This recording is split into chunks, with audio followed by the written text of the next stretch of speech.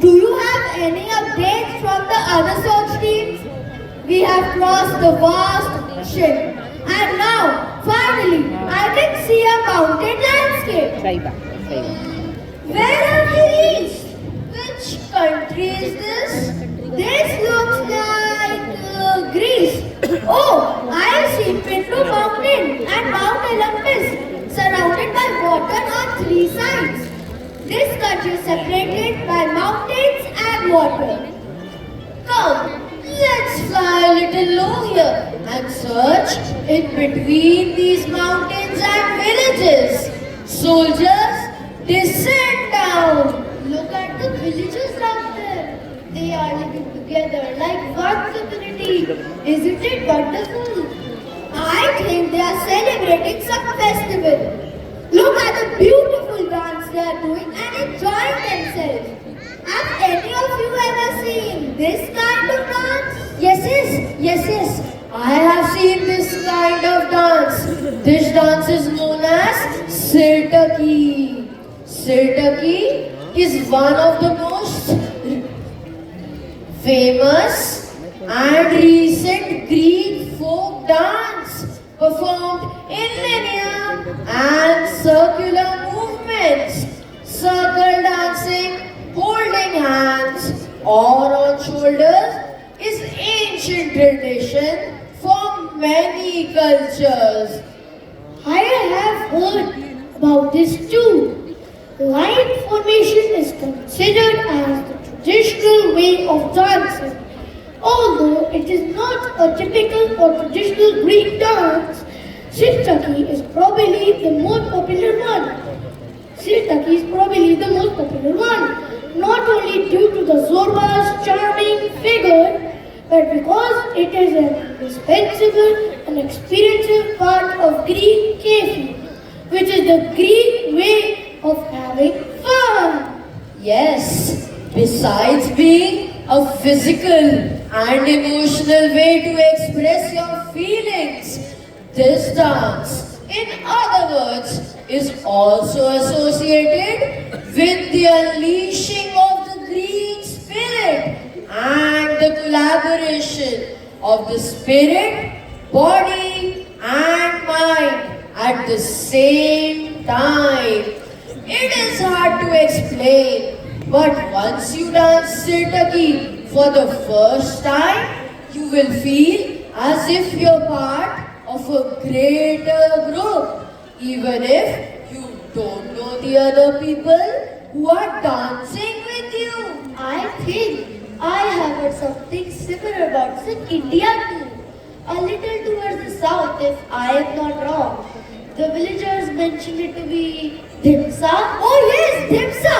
I know about it too. Dhimsa dance is a traditional folk dance of Andhra Pradesh. It is prevalent in the Araku Valley near Visakhapatnam.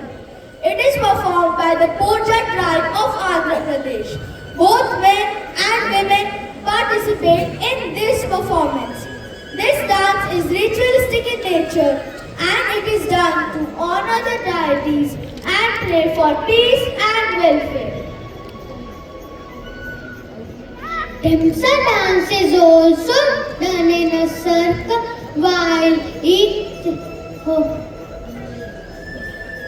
holding each other's hand at the back.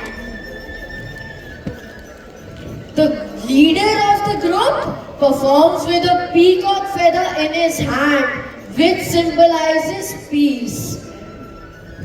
This dance is also mainly a movement of arms and legs. The dancers form small or big circles and perform together as one team. These simple steps include bending forward and backward, imitating picking leaves from the ground and swinging bodies. In one form, male dancers dance with peacock feathers in their hands and invite female dancers to dance with them.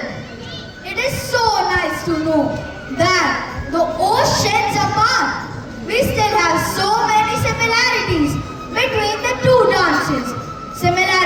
such as linear and circular movements are common in both of the dances.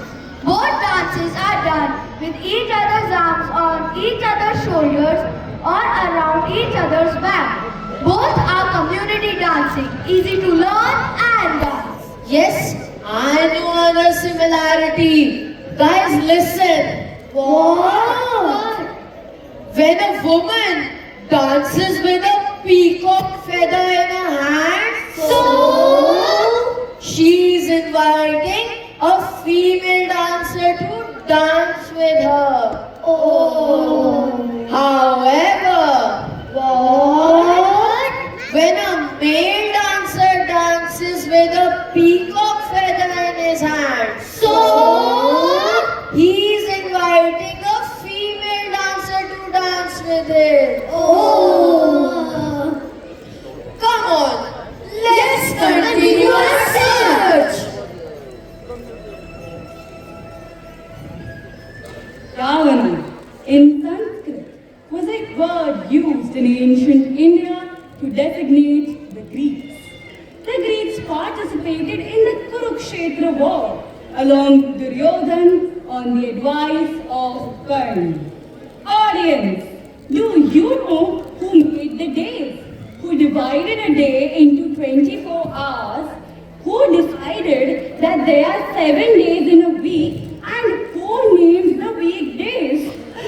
I am sure that you all must think that the word hour itself has originated from the Greek word ora, don't you? Well, my dear, you are absolutely wrong. Let me throw some light here. There is no evidence this. Zero.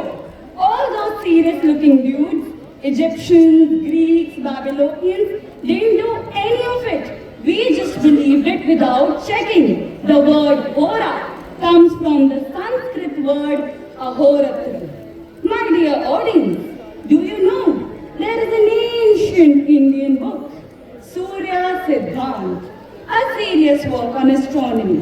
And I am definitely sure that you all must be knowing that there are 7 grahas which are visible by the naked eye.